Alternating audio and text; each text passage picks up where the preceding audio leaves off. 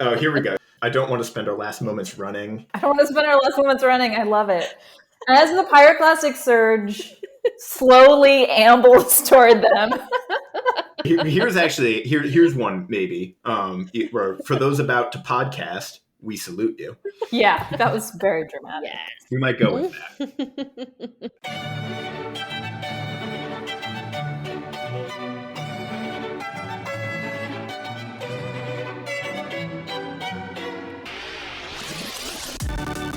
Hello, and welcome to Movies We Dig, podcast about film, antiquity, and everything in between.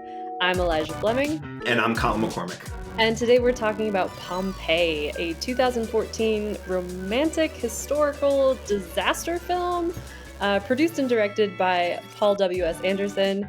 Also joining us today is a very special guest, our colleague from the University of Texas, Christy Schirmer, who is joining us all the way from Rome from the American Academy, and we are super excited to have you today, Christy. Thanks for having me. I'm excited to be here. Yeah. We're really, this is kismet, I guess, like to have you for this episode, because I think this, like, not to say like when I think of Pompeii, I think of you, but like I think you were the perfect person to talk about this movie, both because of your knowledge of Pompeii and, I'm going to go on a limb, love of garbage movies. Yes, yeah, you're right. Yeah, I think that's good. I remember that you actually like introduced me kind of to this movie like years ago. You were like, "Did you see this garbage movie? It's so much fun. It's so garbage." And then I went home and watched it for myself, and I texted you the whole time. Yeah, I don't know if I love it or hate it. Yep. So we'll start with you, but in the perennial question though is do you dig it? Which is sounding schlockier and schlockier the more I say that, but yeah, I mean, I guess no. The answer is no. If I had to choose, yes or no, no, I don't dig it. In a nutshell, I'm like not angry at this movie, but I'm frustrated by this movie. I'm frustrated that they took the premise of a movie filmed in Pompeii in 79 AD, and this is the movie that came out of that. And now we can never again have a movie called Pompeii about the eruption because someone used that idea and made this movie. It got first in the door. Yeah. I think I agree. I think it's just disappointing. You just kind of feel let down. I'm trying to think like when a couple of things of like when I saw so my takeaway that I'm just going to say upright, like my thesis on this movie is a copy or a parody of other better movies. It's a cheap parody of other better movies, because just earlier this week, sort of slightly in preparation for this movie, and also because of other things, I rewatched Titanic.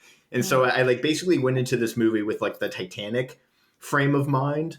And this movie is so clearly like pulling from the Titanic playbook, but also the Gladiator playbook, but also it's like 15 years after both of those movies. And then I guess also it's playing into like the disaster movie playbook, like Day After Tomorrow. And I feel like there was like a slew of those in like the mid 2000s. Yeah. And yeah, this movie's, it's hot pyroclastic garbage. Like, I don't know how else to describe it. Yeah. I recently rewatched Dante's Peak, actually, which is a much better volcano movie.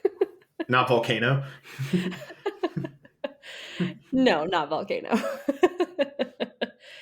But yeah, I feel like it does try to do a lot of those things, and I agree with you that it does not succeed. Yeah, I feel like they basically made a gladiator movie and threw in every special effect related to disaster movies, regardless of whether they really made sense with the storyline. Like I could basically, and I kind of started doing this on like this little Google Doc that I have, where I could go through and just point out the similarities between this movie and like these other better movies that came before it, where it's like it's got that gladiator plot of like the guy who becomes a gladiator and then defies an empire, or sort of. We'll get into whether or not Milo actually defies the empire or not. And also, he's got the exact copy of the Jimon Husin character in Gladiator.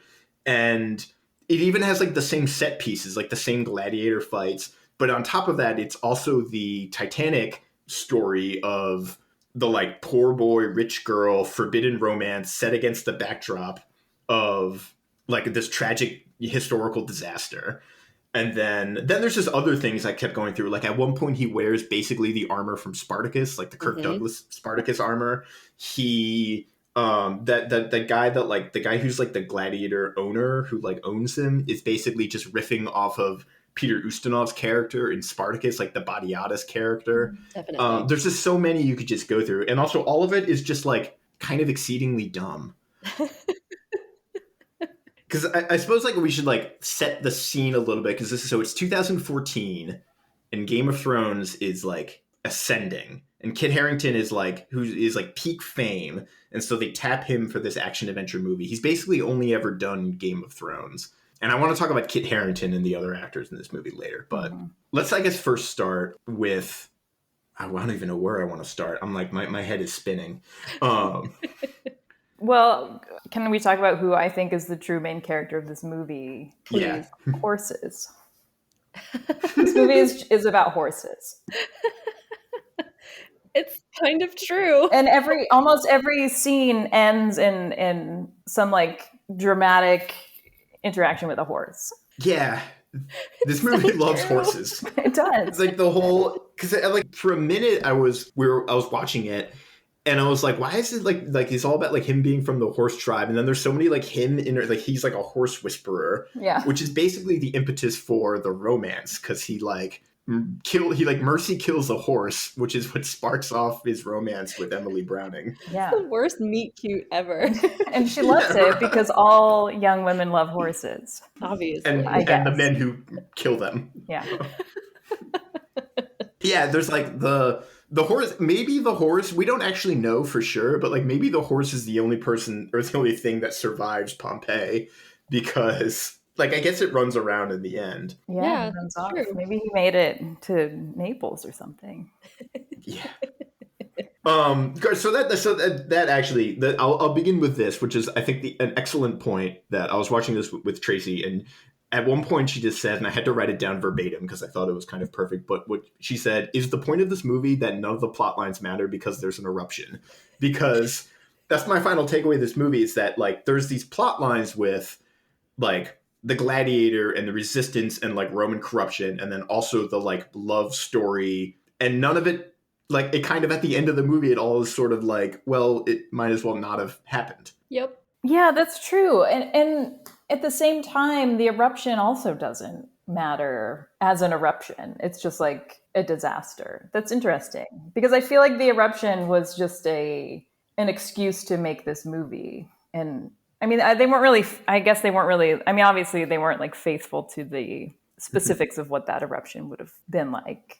Yeah, it seemed like, that's interesting. Yeah, it seems like the storylines were dry. Yeah, I don't know what was driving the plot. I think there wasn't a plot, maybe. No, well, so like I'm coming against the backdrop of Titanic, which I think to me is the movie to read. There's two movies to read this movie against. One is Gladiator, which we get into, but I want to talk about Titanic first because it's on the brain. But like two sort of things about Titanic, which is where in Titanic, like just in the sense of the plot line, the Titanic and Rose's interactions on the Titanic matter because they are like this galvanizing moment in Rose's life where like her romance with Jack is like a kind of awakening, and then the actual event of that Titanic is this very eye-opening experience, but it also like literally allows her to sort of escape her life and start fresh, and from which she can have this sort of rich life.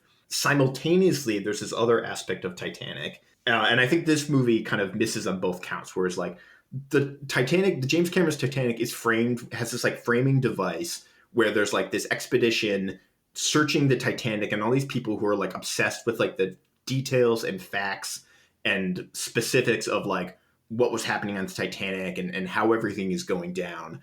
And they kind of miss the like human story that like this was a thing that happened and affected people's lives and ended many lives and affected many others sort of who are either on the ship or connected to the ship in some way. And then this kind of the Bill Paxton character, who's just like a James Cameron stand-in, is like realizing as Rose tells him the story, like, oh, I missed that. I never got Titanic because I was obsessed with like how many gallons of water the ship was taking on, by 8 p.m. or whatever.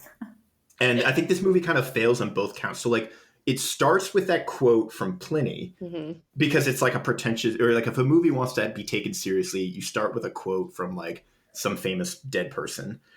And it starts with this quote from Pliny about the sort of horror of Pompeii, like the sort of people's reactions in their sort of final moments and faced with this kind of terror.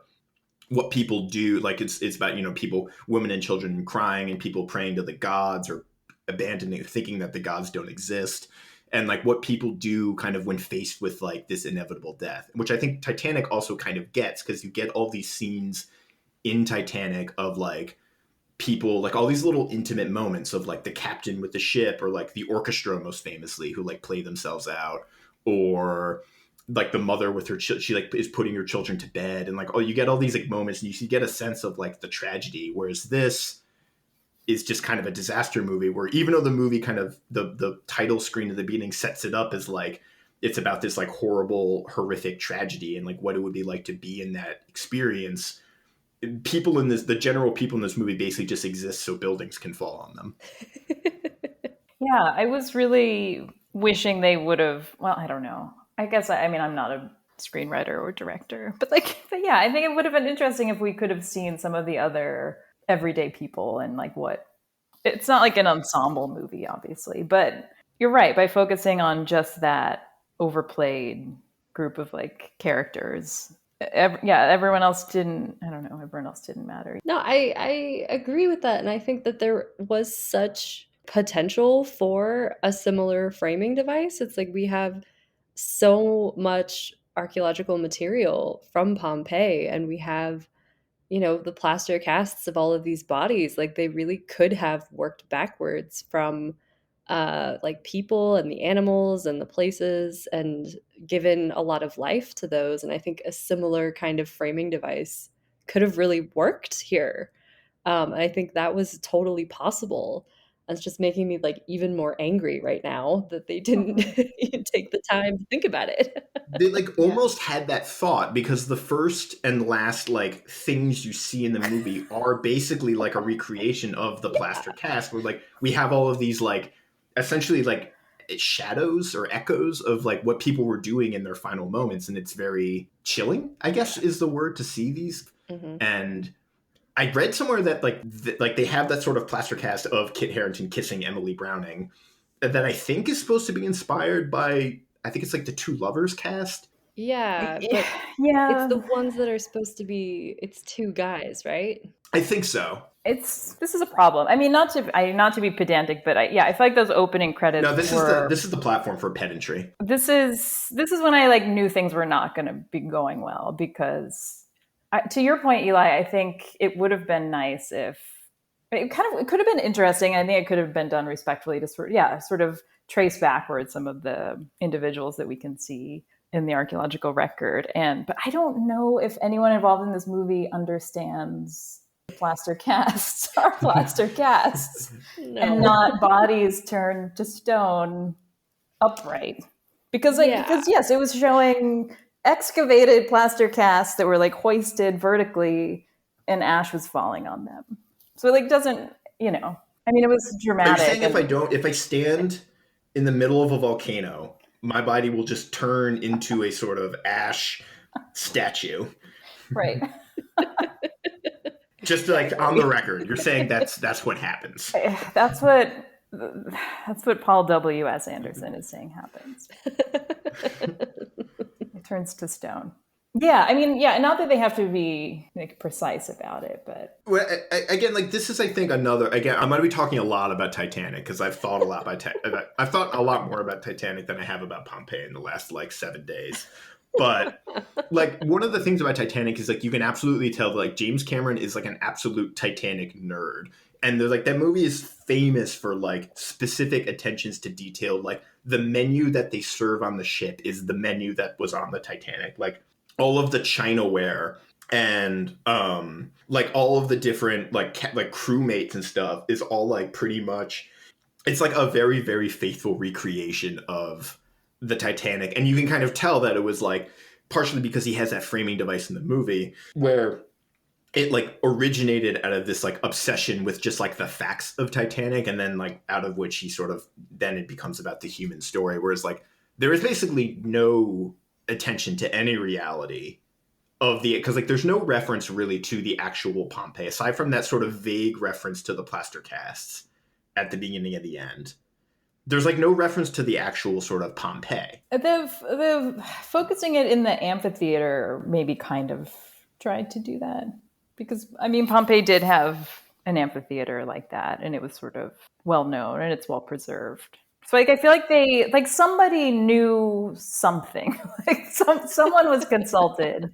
Yeah. Some details were absorbed and others were not, I think. That sort of like brings me, like, the thing that I thought about this movie was, I was like, this is so lazy. It's like they didn't fully read the whole article, or like they Yeah. saw a picture of the amphitheater, and they didn't look any farther. Yeah, it was like the opposite of the obsessive compulsive attention to detail in Titanic. It's just like, well, there's an amphitheater, there's a harbor, there's a city. There was a moment early on when they were like, I think it was when who's the female lead, Cassia, when she was like returning home. I feel like they were showing some like setting up the city. They were showing people in kind of on the street, like buying things and walking around and at a taberna eating. I definitely like, there's a shot where she like crosses the street and you can see her walking across, like in Pompeii, like they have those streets with like those blocks basically that go across that are like these big stepping stones for, it's like they're set up so like I think like you can walk across from like sidewalk to sidewalk, but also there's space so like a wagon could go through it, right? Like that's the idea. Yep. And like that was like, I was like, oh, that like looks almost like they took like a sort of copy of historical Pompeii and then like sort of built the set out of it a little bit. I'm reading this quote on just like the Wikipedia about apparently Anderson said that they would do helicopter shots over the city or like the ruins, and then use that layout to create the computer generated sort of top down, like when they have those sort of wide shots. That's interesting. Yeah, you wouldn't have thought. Yeah, I think one of the most confusing and troubling things was the topography and the geography, where they didn't really have any bearing on reality. They didn't really make sense, and it was confusing. But they were sort of, those things were like driven by the plot because they wanted the villa to like crash into the sea. So they were like putting things on the coast that don't belong on the coast, and I don't know. Yeah. It's weird. Well, so actually, we're like getting ahead of ourselves now that we're like, 25 minutes into this recording, but we should have prefaced it like, Christy, you worked in Pompeii for like many, many summers, right? Yeah, I worked there, I guess, for 5 summers. So I'm not an expert, but I have like a pretty good familiarity with the archaeology of Pompeii, and I have a soft spot for it. Because I want to later I want to come back and actually talk about just about like Pompeii today, because it's just kind of like it's just an interesting place to talk about generally. But I'm going to pinhole that, I think, for now, and talk about this villa crashing into the sea. Other than that, I just don't have like, because we can talk about actually like this movie vis-a-vis actual Pompeii. But then I sort of want to get into like the plot a little bit, or lack thereof.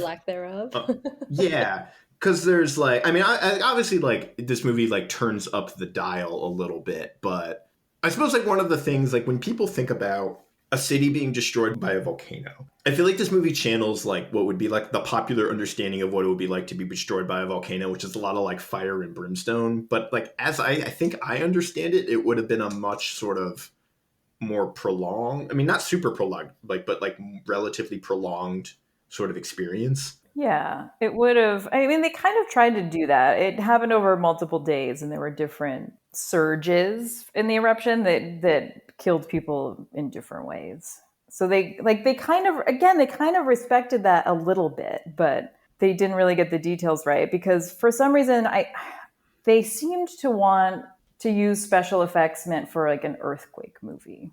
So like if I watched this movie and I didn't know anything else about historical Pompeii, I would have thought most people died because the earth opened up and they like fell into a crevasse. And like everything, you know, and like buildings are falling like dominoes, right? Like people are like running and riding horses and the buildings are like collapsing like dominoes and they have to like outrun architectural collapses. They just wanted things like they wanted things falling on people, but they didn't. Yeah, they didn't go for like the big chunks of volcanic material that. But then they wanted. I was sort of jotting down notes. It was like, oh, why this is just earthquake? What's going on? You know, in reality, the first surge would have shot a bunch of like tephra, a bunch of like volcanic material, like 20 kilometers in the air, and it would fall and kill people, and ash would have rained down. But then they kind of wanted to do that, but they did it with like fireballs and, you know, what kind of looked like rocket launchers. And I don't know. I'm not a volcanologist. Maybe they would have been hot and red, like red hot, like that. I don't know. I guess, Elijah, do you know? I don't know I don't know the actual like process. But it's like what bothered me about like all the like architectural destruction is that a lot of those buildings are still standing today, and it's like I was thinking about this with like when I first saw this, because like they have this whole like so much of this movie takes place in the amphitheater, and then the amphitheater basically like completely falls in on itself, right? But I'm like I've like walked around that amphitheater, and it's like. I mean, it's not amazing, but it's in really good shape, I'd say. It's quite well preserved, and like it's preserved. Yeah, the things that are missing from it aren't the like huge jagged. Yeah, it's like it's missing like blocks that it's missing parts like any building would lose if it were buried under like volcanic ash and pumice for 2,000 years. I mean, it's not, it wasn't like destroyed from within. Yeah. Well, because I think, one of the things that the eruption did was like preserve a lot of this stuff, right? Like, so it sort of, I don't know, like, you know, we say frozen in time. It like sort of kept it all sitting right there. So I think it's funny that we're showing, you know, like, the huge jagged pieces of stuff just like, you know, flinging up into the air and everything's upending. It's like that's still there, like right now. I think that's the difference where like if James Cameron had been obsessed with Pompeii as opposed to Titanic and had made this movie and this was Kate and Leo, aside from just probably being an infinitely better movie, but like we would have had a scene in like the House of the Vetii or the House of Diomedes, these like very famous archaeological sites where we have, you know, we would have had a shot of like the famous wall paintings that were preserved in Pompeii, which is like pretty much like everything we know about, this is my outsider sort of perspective, but everything we know about Roman art is basically from these wall paintings in Pompeii or something like that. Or like Roman interior design is like Pompeii. We would have had like an Alexander mosaic or like that famous like Beware the Dog mosaic on the floor, and then we probably would have had an actual dog. Like that's the movie we kind of, you know, are sort of chomping at the bit for, in the same way that like Titanic people sort of got the like. I'm sure there's a gajillion Easter eggs in Titanic that like, if you know everything about the ship, you could be like, oh, that's like Ensign blank who was like on this, you know, this watch duty at this hour. Like these people, like I know the watch order of everyone who was on the ship, or like whatever. Yeah. Well, yeah, and if they wanted action and like flash, I feel like if they had been faithful to the actual features of a Plinian eruption, it's like pretty grotesque and it's horrible. And, you know, especially, I don't want to like maybe jump to the ending, but in like the final surge that rushes through and kills people, I mean, people are asphyxiating on hot gas and their like brains are boiling in their heads. I mean, it's like instantaneous, horrific death, which is, to go back to your comment earlier about the plaster casts, one of the issues with interpreting from the position of the plaster cast is that a lot of their positioning is the result of like muscle contracting that just happens like as a product of the way they die. Yeah.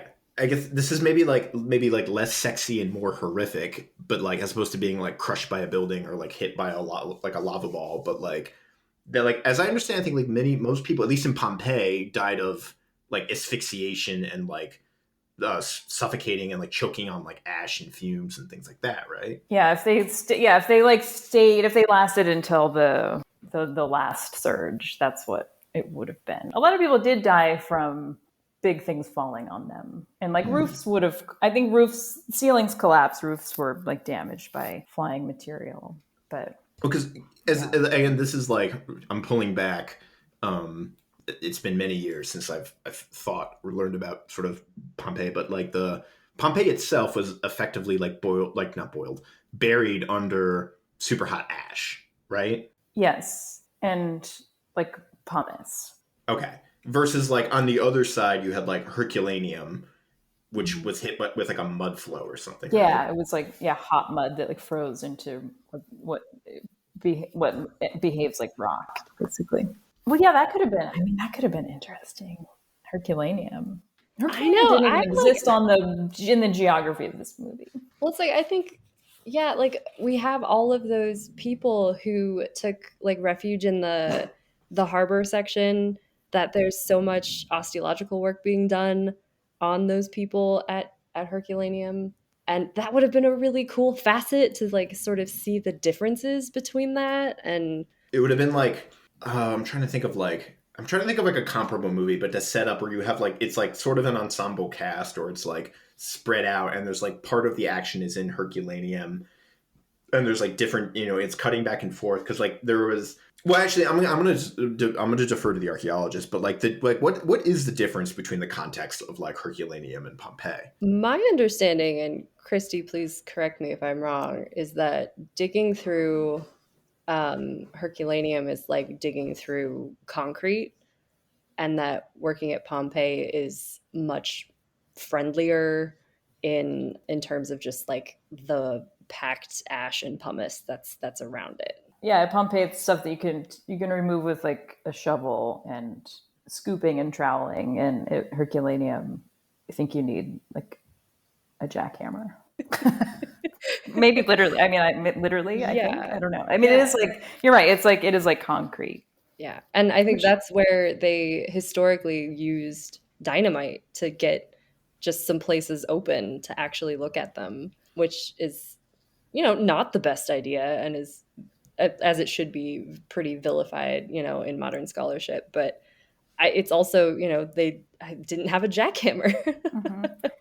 And things were preserved differently, and some things were preserved better in Herculaneum. Like I think wood survived more in Herculaneum because it was sort of frozen in that environment where like no oxygen could get to it. So it didn't decompose. I remember like I don't know actually how much of that is like reconstruction and stuff, but my impression of Herculaneum is that they have a lot more sort of the buildings seem very much more intact, and like there's like very huge houses that you can go inside of in Herculaneum, and they have like they almost seem like multiple stories are preserved, and everything is in like really good shape relatively. Also because it probably should be mentioned that Herculaneum is, I feel like, a tenth the size of Pompeii, just like as a city, right?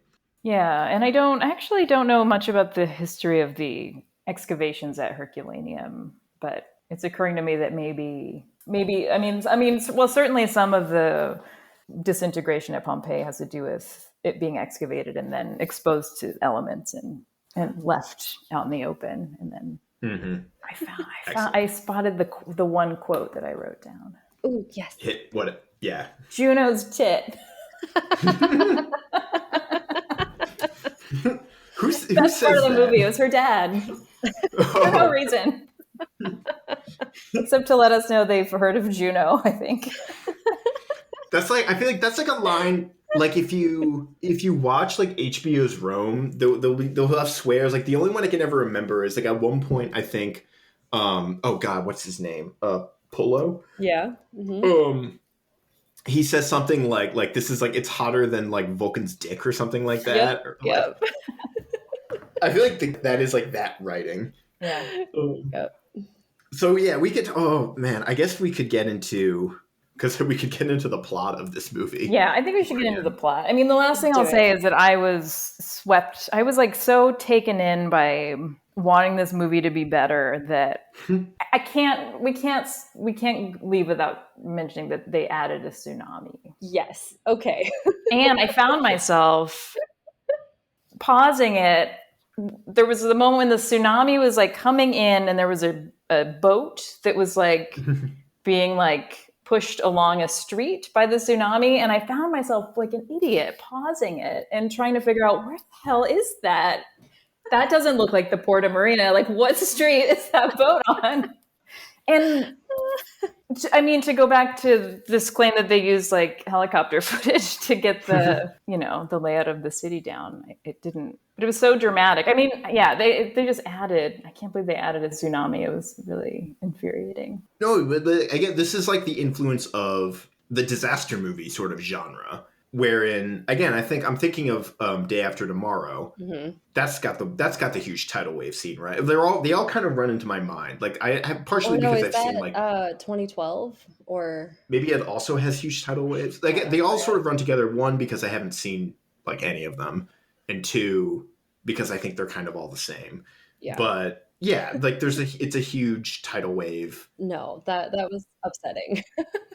And again, like there's a moment, like, again, that is the scene where there's a moment where, like, it feels like the writers are just doing a thing because it's sort of expected. There's a moment in that where the Atticus character, he, like, rescues a little girl who's, like, it's, like, almost like that trope where it's, like, a little kid is abandoned in the panic, and the hero or one of the heroes sees the little kid and rescues them and then returns them to their parent. And then it's like, okay, that's, like, a great scene, I guess. I mean, we already knew this character was kind of, like, a nice guy, but, like, that's also, again, like, kind of pointless because they all just get buried anyways. Yeah. Yep. And we had, like, no attachment to the girl or her family. Like, there was no sort of build up to that. It was like... No, the people and their deaths in this movie are, by and large, like, props to, like, revel in... We're supposed to sort of revel in this... I think this is a critique you can make about a lot of modern movies. And I think it extends to like also like a lot of superhero movies and like monster movies. Like I haven't seen the new Godzilla, but I suspect there's a lot of this going on because there is in some of the other ones of just like where originally there was movies like if you watch like the old Godzilla, it's sort of about the terror of like experiencing this incredibly beyond you force that like you can't control, you can't really do anything about, and like being sort of helpless and powerless in that kind of situation and exploring that kind of like pathos. And then I think a lot of movies today, this included, this is probably one of the worst examples, kind of really revel in just like, let's just see like people get squished by like fireballs. Yeah. Yeah. With very little, I guess, care about like the human aspect, I guess, again, going back to Titanic. Are you ready to go back to Titanic? I feel like there is very little tragedy here. Yeah. And I don't know. Now I'm thinking of Cloverfield. Are we supposed to feel bad for Pompeii? I don't know. I guess. But like none of the characters, I mean, it was just a bunch of characters with few lines and not much in the way of personality. I don't know. There wasn't... He likes horses. That's his personality. Yeah. There's no like Titanic, like part of it is like just, I think part of the effect of that movie is just meditating on like how terrifying it would be to be in that situation. And then, or to even experience it, even to be in that situation and then survive, because like afterwards where they're searching for survivors and there's just a sea full of frozen dead corpses, and then it's like chilling and creepy, and there's like, you don't get that. There's no scene where somebody comes back to Pompeii and sees the ruined city and the devastation and like the sort of human suffering on display. It's just like bam, flash, pow, look at this. Yeah. Yeah. I wish Pliny had been a character. That could have been fun. Right? Yeah. Which one? Here's my question. Do we want a Pliny? Because I went back and reread those letters. It had been a minute, and I forgot how like. So I feel like we should preface with some context. We have two letters from Pliny the Younger, who witnessed the eruption. He was in a different part of the Bay of Naples and basically saw it from afar. Like experienced some lesser of the effects of the volcano, like tremors and some of the ash. And then his uncle Pliny the Elder went to not Pompeii but Stabii, I think. Yeah. on the bay and died basically in the evacuation attempt. So we have like these firsthand references or firsthand accounts, more or less, which again, this movie prefaces, like sets up the movie with, but then the preceding movie like does not engage with in any sort of meaningful way. No, I mean, I think both would have been kind of fun, to have sort of like whiny little teenage younger Pliny just like Oh my sitting, wanting to like do his homework and like, Yeah. I want to go. For reference, the letters you can find, they're in book 6. It's letters 16 and 20 are the 2 letters about Pompeii. Yeah, and like Pliny himself says, he's like a kid. He's like 17 or something like that when this happens.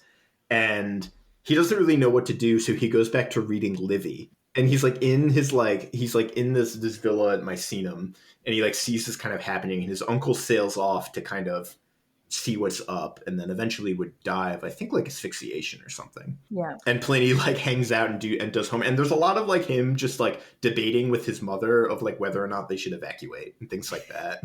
Yeah. Or like whether they should stay inside the house or they need to get out of the house because they're afraid it's gonna collapse or something. Yeah. And it's interesting to think about that in the context of even modern natural disasters. Like there is a, I don't know, psychological aspect to how people react and what is the thought process? When do you know to like pull the trigger and evacuate? And some people never evacuate. Yeah. And people respond differently to the evidence in front of them about how serious a disaster is. And then they had so much less information about what was going on that they really didn't know what was going to happen. I was thinking about this because like even today we're much more on top of the ball, but like people are like, you kind of think like, oh, if I was in Pompeii, like the minute it started rumbling, I'd be like out of there. But then I think like, actually, no, you wouldn't. Because like even today, when there are like wildfires and people are being warned that like your house is in the way of the wildfire, people like don't evacuate from their homes. Or with hurricanes, like this, I feel like this happens all the time where like people are told to evacuate during a hurricane and don't. Yeah. And I mean, I think some of that is also like the access and ability to evacuate, right? And so it's we do talk about like the people who did leave Pompeii, because I think plenty of people did get out, but like who maybe is left behind, like both today and in the past, is like probably people who whose mobility was controlled, so enslaved people or incredibly poor people.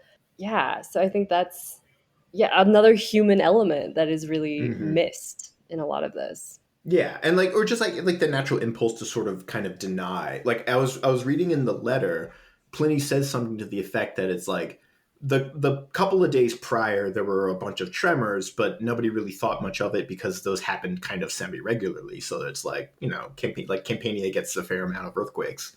And yeah, they had just had a big one 17 years prior when the movie started. All the way in fact. In Britain, although it doesn't start in Britain. Yeah, they had like a massive earthquake in 62. Yeah, because like that would have been again like sort of I keep coming in Titanic.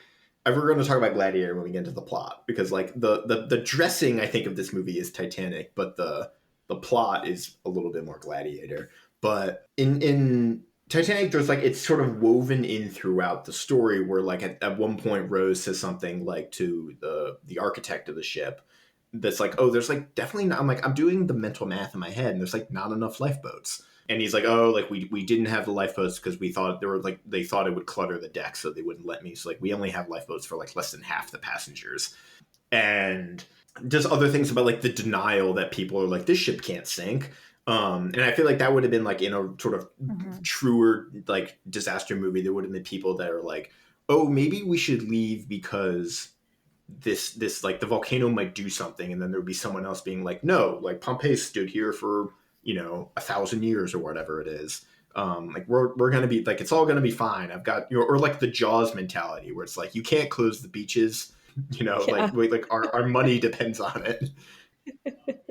Yeah, I think there must have been some people who were staying to protect their property too, and people who were trying to like loot property that had been abandoned. Yeah, it would have been an interesting variety of people, which could have made for some really interesting storylines. People like the storylines that come out of what people do during a disaster instead of the romantic plot that Yeah. we had to. The plot that this movie thought people wanted. Kiefer Sutherland Oh, all was right. not what people wanted. Let's just It's get not into what it. I Let's wanted. get into And I didn't want that. I didn't want Kiefer like that. I mean, we can talk about this, but I don't get Kiefer. Partially because I never watched 24, so like... I never watched 24 either. I like Kiefer Sutherland as an actor, but this was such a strange role for him. And it was, I mean, it's like not, I feel like it's none of the actor's fault, really. It was it's a not. rough screenplay. Yeah. So yeah, this like, I mean, yeah, they're not given much to work with because like our basic plot is we have like the sort of plot. There's like a couple of plots, but we have this revenge plot where Kit Harington is the enslaved, captured war refugee from Britannia, who is brought to Pompeii to be in the gladiator fights. I love it. Like this movie makes a point that he's like the best gladiator in Britain, and they're like he's too good for the provinces. We got to like get him into the end, so they take him to Pompeii. And yeah, he just happens to run into the very people who slaughtered his family. Mm-hmm. And that's the event that they're still sort of thinking about when Naturally they are staging that final battle. And then so like set against this, the Emily Browning's character, his return to Pompeii from Rome, and her parents are like local elite, basically, I guess, in Pompeii, who want to make some kind of like investment.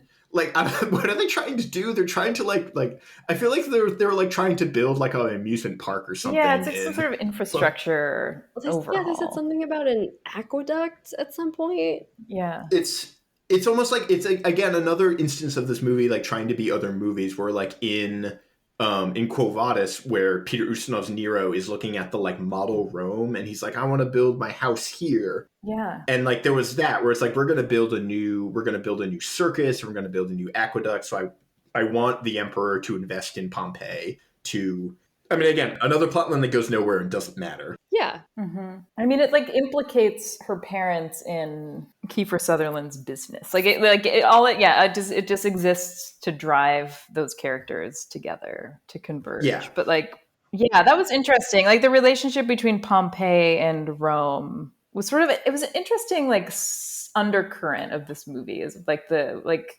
tensions around colonialism was like something they were like trying to incorporate, but because there's like the idea that like Pompeii is somewhat, I guess, like under the thumb or maybe a little resentful of Roman like occupation.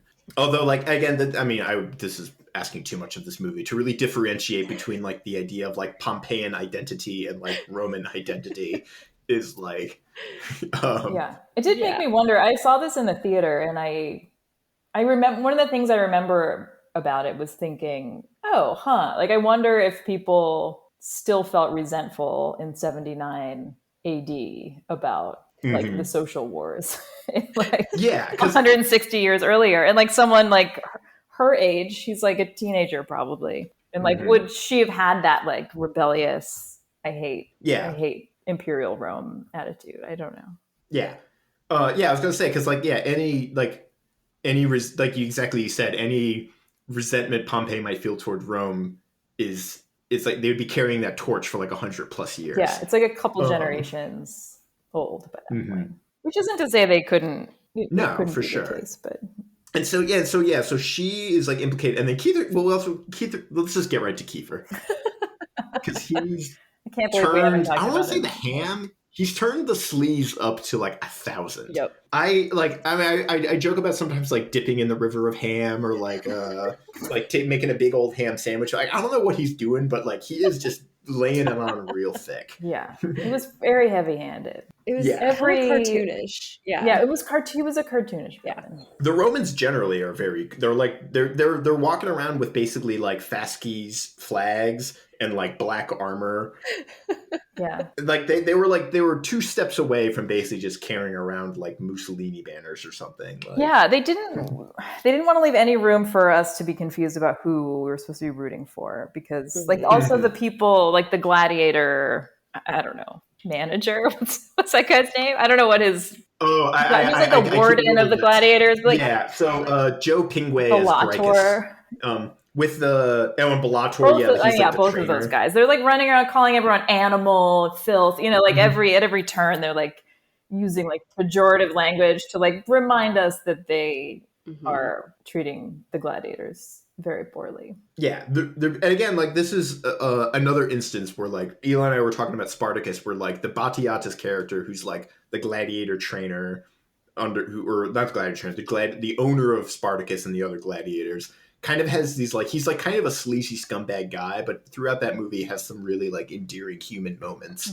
Whereas this is just like, no, you're evil incarnate, and everyone is evil incarnate. Yeah. Yep. Kiefer is the most. Yeah. And he's just so like skeevy, like when he's like, I will threaten your family unless you marry me. And he wears that like crazy like white and gold getup. And I'm like, what's going on with this? And I feel like that goes back to like Commodus at the end of Gladiator. He has that like, it's like the white versus black. Oh my god, you're right. I didn't even think of that. Outfit. That's exactly what it is. Right? Yeah, no, yeah. Commodus wears this like all white getup at the end of Gladiator. Yeah. I'm like, that's 100%. Like Kiefer's wearing like the Halloween Spirit brand version of that outfit. And his accent goes right along with it in terms of quality and believability. What was it? At first I thought it was British, and then I thought it was like it's like mid-Atlantic kind of, or like maybe even like Southern American. I don't know. It's like vaguely posh, I think is the should be like in The Great Gatsby or something. It was it was not. There's a great moment where I like doubled over laughing, but it's when the like first kind of tremor strikes and the theater or the amphitheater collapses, and Cassia's dad, Jared Harris, is there, and Keith Sutherland's like kind of knocked out, and then his wife. I want to come back to you. My reactions. Carrie-Anne Moss is in this movie. Complete waste of Carrie-Anne Moss. But she's like kill him, and he goes to like slyly kill Kiefer, excuse me, and he has this shot where his like eyes open, and he's like ah, he like opens up with his eyes and like grabs the sword and like kills Cassia's parents. I just want to like play that like on loop. I'm gonna like find a clip of that. I want to get on Twitter or something and like find a clip of that and just like put it on like repeat. Because it's just like he's so like cartoonishly villainous. Is he pretending to be knocked out? Like, what was going on with that? I think that's what that was supposed to be, and it just did not translate. I will say also a complete waste of Jared Harris, whom I love. He's an excellent actor, and this did not do him any favors. I think like maybe like the loser in this film is Kit Harington. I actually kind of feel bad for him because I think like all of the actors in this movie I think are actually independently great. I can't speak to Kiefer, but like Emily Browning has I've seen her in other things and she's great. Carrie-Anne Moss is obviously fantastic. Kiefer was too good for this movie. Yeah. But they're all they're kind of, I think they're just like they're used poorly, and like I mean they don't have much in terms of like a plot or a script to work from. But I feel because Kit is at this point, Game of Thrones is reaching its peak. It's like in its 4th or 5th season, which I think it was basically the first gig that Kit Harington had ever got, like mainstream gig. He's catapulted to sort of stardom. He's looking to basically kind of expand and like try out other things, and it seems like the producer's like, oh, like you're a huge star now, like come do this action adventure movie. And the way, partially I think it's like the way they use sort of Kit is, I just kind of wrote my note that was just like his character Milo just kind of seems like a simpleton. Like he has all these, like a lot of the shots of him, he just kind of like stare, or like, you know, like in the same way that like Jon Snow has a lot of like staring and looking consternated kind of scenes in Game of Thrones. This character, they're kind of going for that, but he just looks like he kind of doesn't understand what's going on, like around, like. And I think like, and then later, immediately after this movie, I went and watched. Have you guys seen 7 Days in Hell? No. Okay, it's like this HBO comedy, like Andy Samberg original, about like a fictional tennis match between basically like a Johnny McEnroe sort of like bad boy tennis, like Andy Samberg's like the bad boy of tennis. versus Kit Harington is like the English tennis star, but his character is basically like he's done nothing but tennis and he has a super controlling mother and he's just kind of like an idiot. And they like, and so like he goes on interviews, he just says like indubitably all the time because he thinks it makes him sound smart. And I think like that was like kind of like a really good use of Kit Harington as just this kind of like pretty doofus.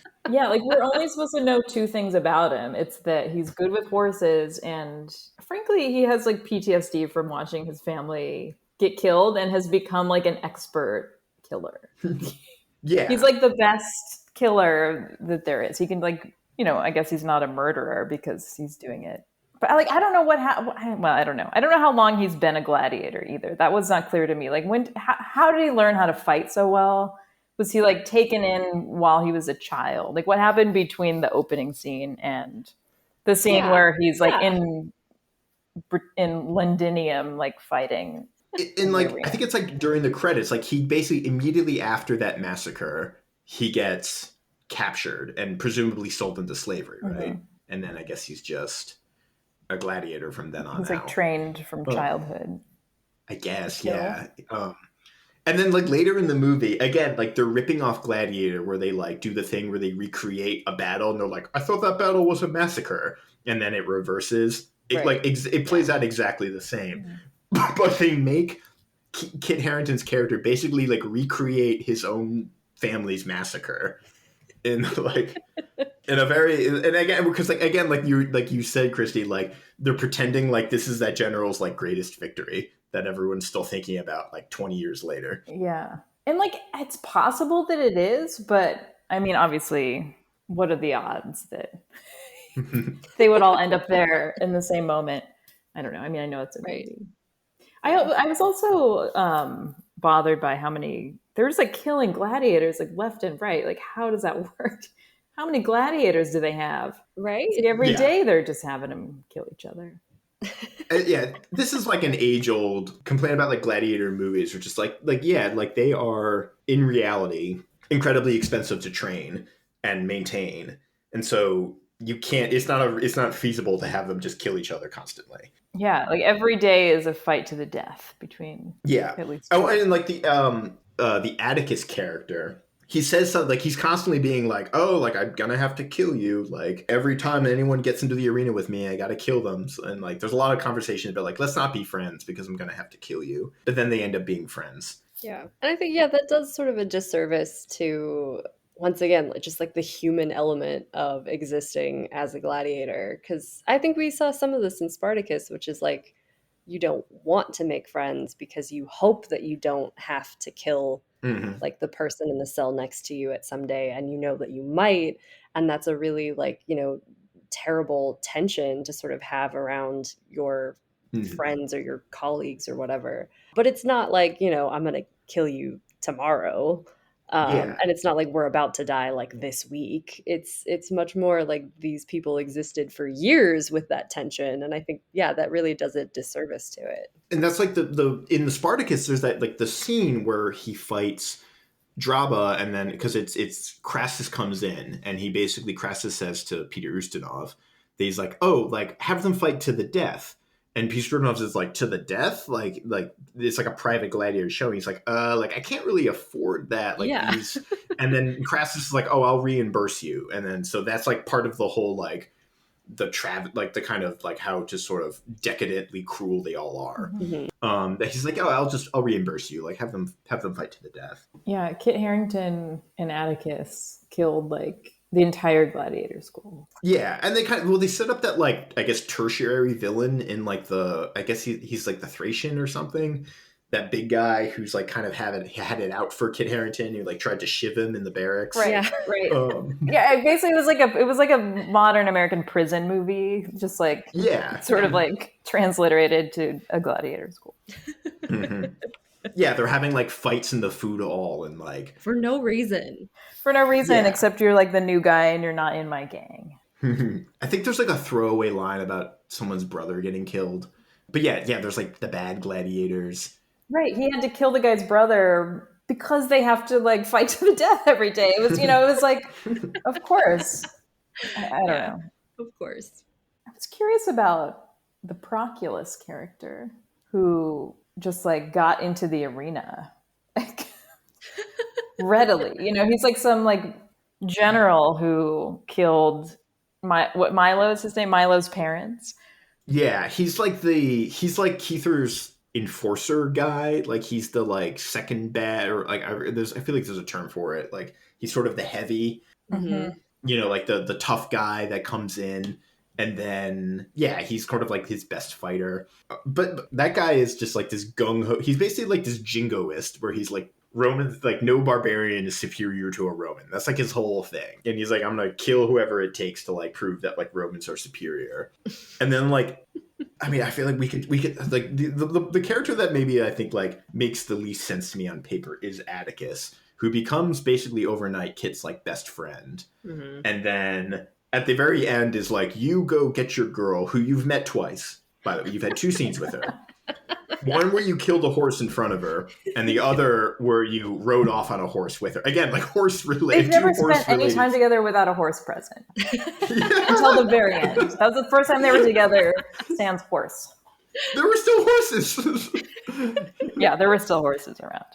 No. I hate it. And yeah, and Atticus is like, you go get your girl, and I'll stay here and fight Proculus for some reason. For some Because reason. they always have to do this in movies. Like, this is, I need to do this alone kind of like attitude. And it's like, are you kidding me? It's like this noble sacrifice, but it's like they could have been like. I honestly like. I feel like if they were there, I'd be like, we don't have to fight. We can just like leave. Yeah, we can just walk away. There's a volcano erupting, and this town is like, the ground is opening, the buildings are falling on us, fireballs are falling from the sky, like literally from a tsunami's coming through. I mean, from every direction, we're about to die, and we're like hashing out this from Proculus's standpoint, like weirdly fabricated rivalry. I don't even know why he cared. Yeah. No, none of them. Yeah, and like at the end, Atticus is like, he says his whole like, we who are about to die salute you. It's like, which is like, it doesn't like, it sounds cool, I guess, but like doesn't make any sense that he would say that in the like context. Oh god, like yeah, just well, like there's so many scenes that like just confound me.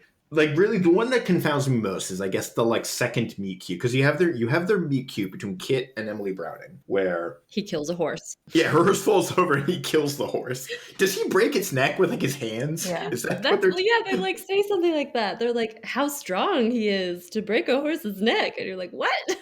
Like, Yeah, no. but it was like this great like exposition, because he like, we learned everything about every character in that scene, because he told her, put pressure here so the horse doesn't feel pain, so we'll know that Kit Harington is like gentle and kind. And then her like handmaiden basically is like, get a load of that guy. Yeah, I liked her maid. Yeah. She got done dirty because I know. she was going Yeah. she was going to get water, and the whole like cliff collapses on her.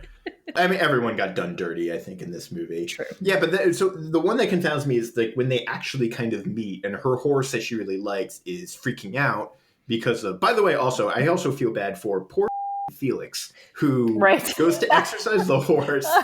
Unfortunately named as well. Yeah, goes out to like exercise the horse, gets swallowed up by like an earthquake, and everybody forgets about him. Yeah, our first victim. I know. Yeah. Oh no. Yeah, a very unfortunate trope. And yeah, so the Kit comes in and he like calms the horse, and then he gets on the horse, and then him and Emily Browning like run away on the horse for a little bit, and then go back. Yeah, it's like, what were you doing? You did not think this through? Why?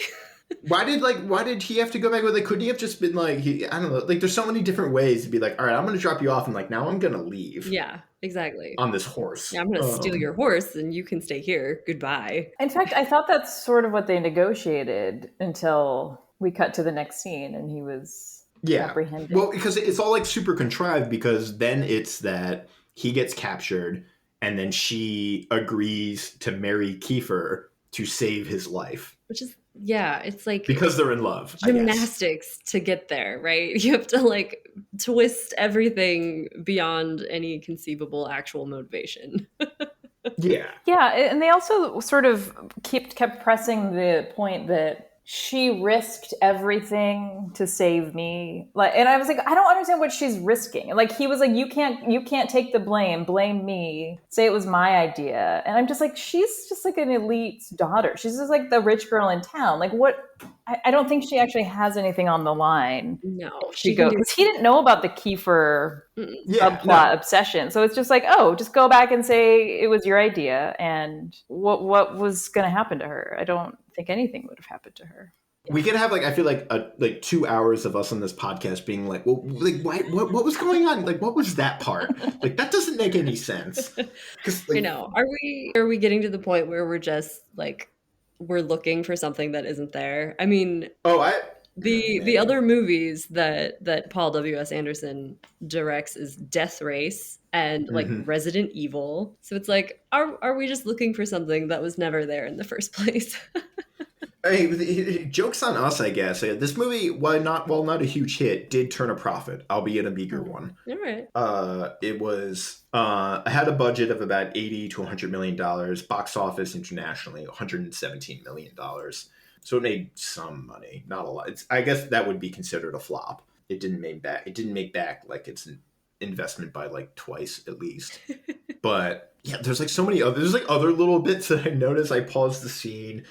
Things like, there's other things that I found like not mind-boggling, but it's like frustrating and very like of their time. Like all of the action scenes are cut in a way that are like super fast paced and have like 8 gajillion cuts anytime anyone does anything, which reminds me of like, this is, I think, it started with the Bourne Identity, but you see it in other action movies. And I think like there's a scene in one of the Taken movies where Liam Neeson is jumping over a fence and it's like 6 cuts of him as he jumps over the fence.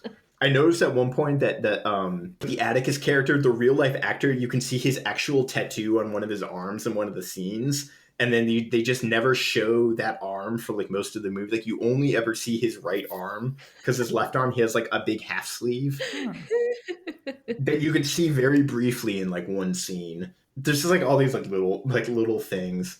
One other thing we mentioned of this subplot theme that never, again, like everything goes nowhere, of the like corruption of Rome.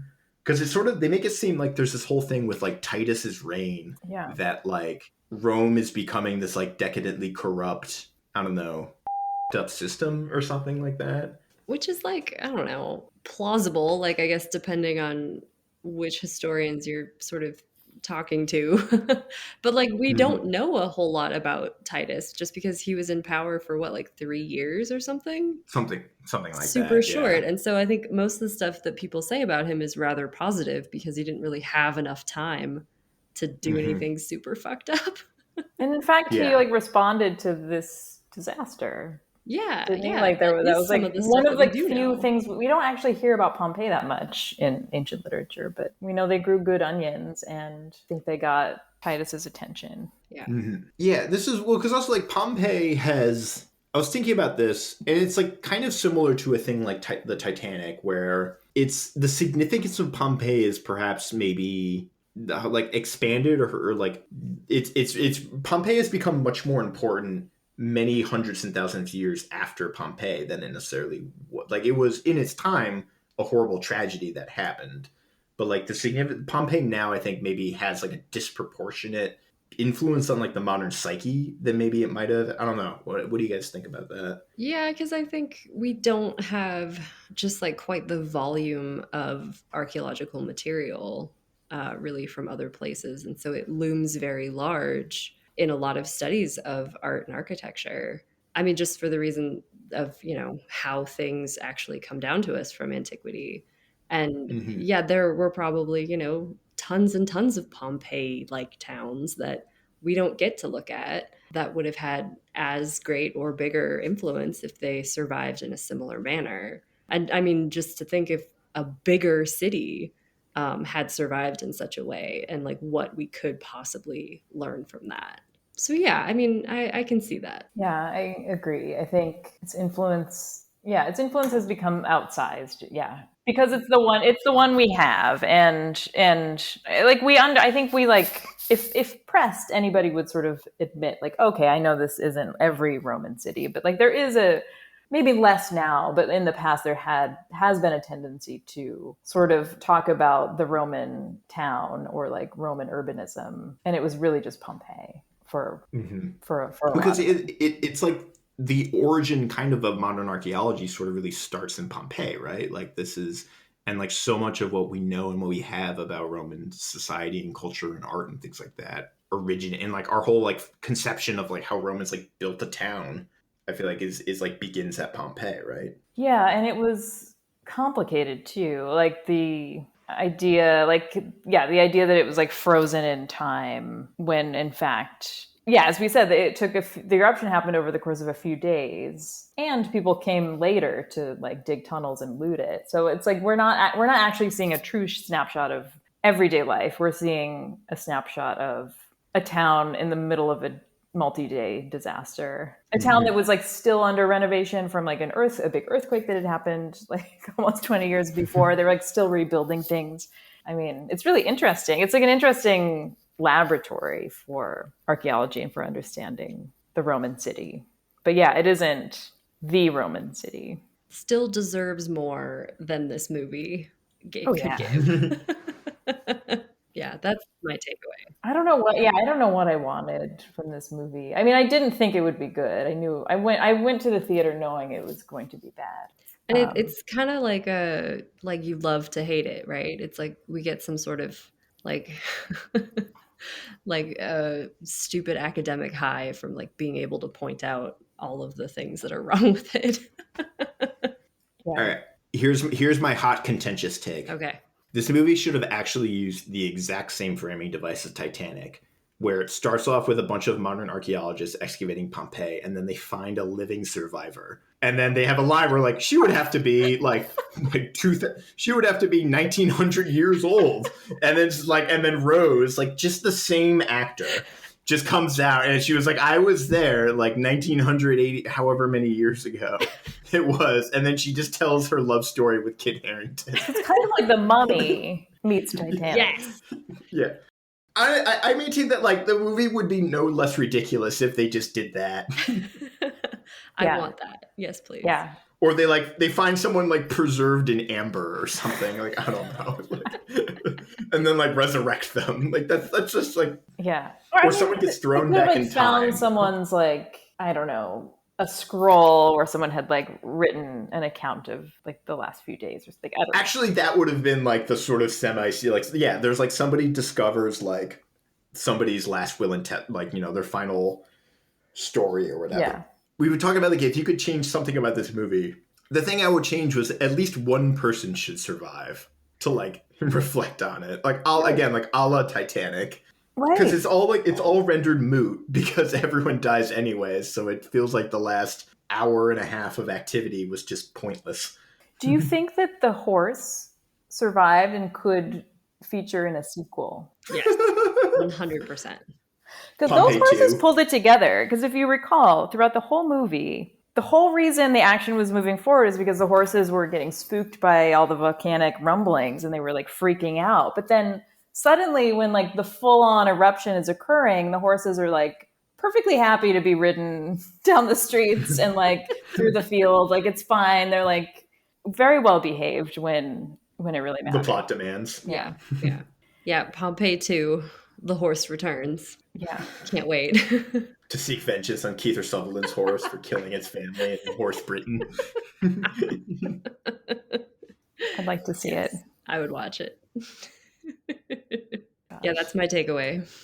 Any closing thoughts?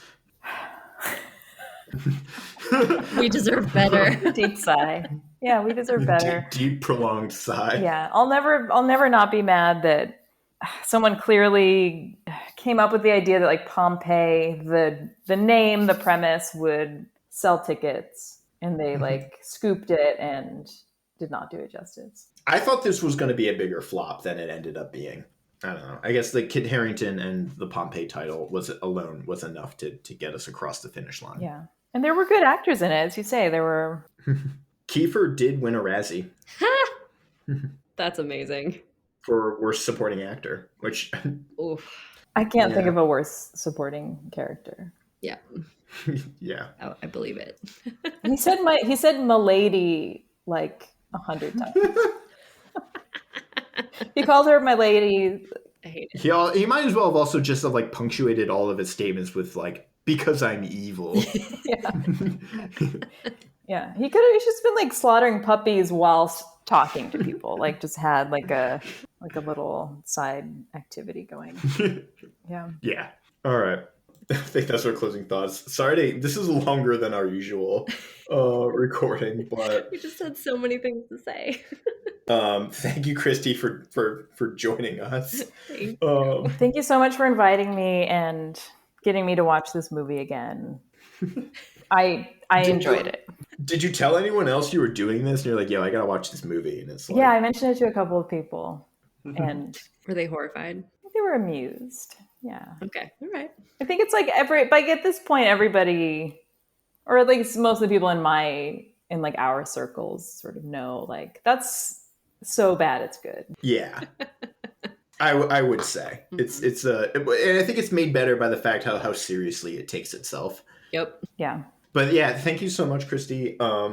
As usual, you can listen to these rambling thoughts on movieswedig.com and follow us at Dig Movies.